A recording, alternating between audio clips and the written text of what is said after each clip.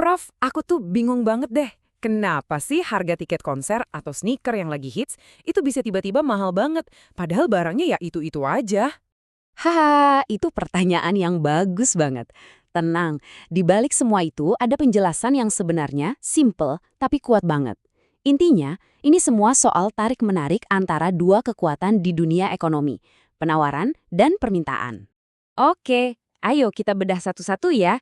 Kita mulai dari sisi kamu sebagai pembeli. Nah, dalam ekonomi, ini kita sebut permintaan. Atau gampangnya, seberapa gede sih keinginan orang-orang buat beli sesuatu? Aturan dasarnya sebenarnya logis banget kok. Coba bayangin deh, kalau harga segelas es kopi susu favoritmu tiba-tiba naik 2 kali lipat, kamu mungkin jadi mikir-mikir lagi kan buat beli tiap hari. Tapi begitu ada promo beli satu gratis satu, wah bisa jadi kamu malah borong. Eits, tunggu dulu Prof. Kalau gitu gimana ceritanya sama barang yang tiba-tiba viral? Rasanya mau harganya berapapun orang-orang tetap aja ngejar. Kayaknya aturan tadi jadi nggak berlaku deh. Nah, itu dia poinnya. Kamu benar banget. Harga itu bukan satu-satunya faktor. Ada hal-hal lain yang kita sebut penggeser permintaan. Ini yang bikin semua orang tiba-tiba pengen barang yang sama. Contohnya, barang substitusi. Kalau harga kopi naik gila-gilaan, permintaan teh bisa jadi ikut naik. Atau barang komplementer, kayak HP dan casingnya. Kalau harga HP tipe baru lagi diskon, penjualan casing buat tipe itu juga pasti ikut meroket.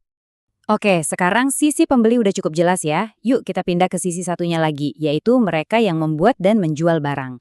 Ini yang kita sebut dunia penawaran. Nah, ini juga masuk akal banget. Coba posisikan diri kamu sebagai produsen. Motivasi utamamu kan keuntungan. Kalau kamu bisa jual produkmu dengan harga yang lebih tinggi, ya jelas kamu bakal makin semangat buat produksi lebih banyak kan? Oh, berarti buat penjual juga nggak cuma soal harga jual aja ya, Prof? Gimana kalau misalnya biaya bahan baku buat bikin sesuatu tiba-tiba jadi murah banget? Tepat sekali. Sama kayak permintaan, ada juga penggeser penawaran. Coba bayangin, kalau tiba-tiba ada teknologi baru yang bikin produksi jadi super cepat dan murah, produsen pasti bisa nawarin lebih banyak barang di harga berapapun. Sebaliknya, kalau biaya bahan bakunya naik, mereka mungkin terpaksa mengurangi produksi. Oke, sekarang bagian yang paling seru. Kita bakal gabungin kedua konsep ini, permintaan dan penawaran, buat lihat gimana sih harga di pasar itu sebenarnya terbentuk. Nah, inilah yang disebut titik equilibrium. Ini adalah harga ajaib di mana jumlah barang yang pengen dijual sama persis dengan jumlah barang yang pengen dibeli. Semuanya pas, nggak ada barang yang numpuk di gudang, dan nggak ada pembeli yang kecewa karena kehabisan. Tapi, pasar kan nggak selalu sempurna. Kalau harga dipatok ketinggian, yang terjadi adalah surplus. Oh, kayak tumpukan baju di rak diskon gede-gedean akhir musim itu ya? Nah, betul. Sebaliknya, kalau harga kerendahan, terjadilah kelangkaan. Ingat kan pas war tiket konser idola kamu yang habis dalam hitungan detik? Nah, itu dia contoh kelangkaan. Oke, biar makin nempel di kepala, ayo kita pakai contoh nyata yang dahsyat banget, yang mungkin kita semua pernah alamin, buat lihat gimana semua teori ini bekerja di dunia nyata. Wah, krisis masker 2020. Aku ingat banget masa itu, semua orang panik nyari masker kemana-mana. Betul, waktu itu terjadi badai ekonomi yang sempurna. Pertama, permintaan masker tiba-tiba melonjak gila-gilaan.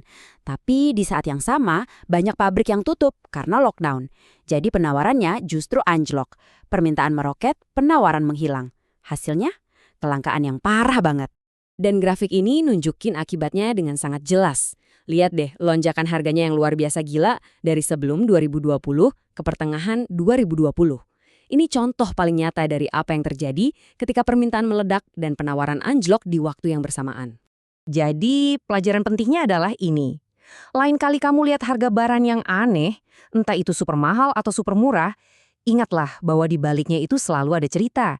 Cerita tentang tarik-menarik antara seberapa banyak barang yang ada dan seberapa banyak orang yang menginginkannya.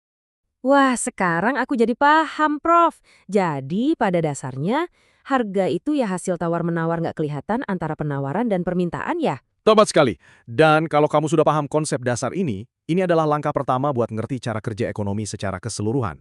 Wah, seru banget penjelasannya. Aku jadi merasa lebih pinter nih sekarang. Bagus. Kalau gitu, ayo kita lihat seberapa banyak yang beneran kamu pahami. Saatnya untuk kuis AI.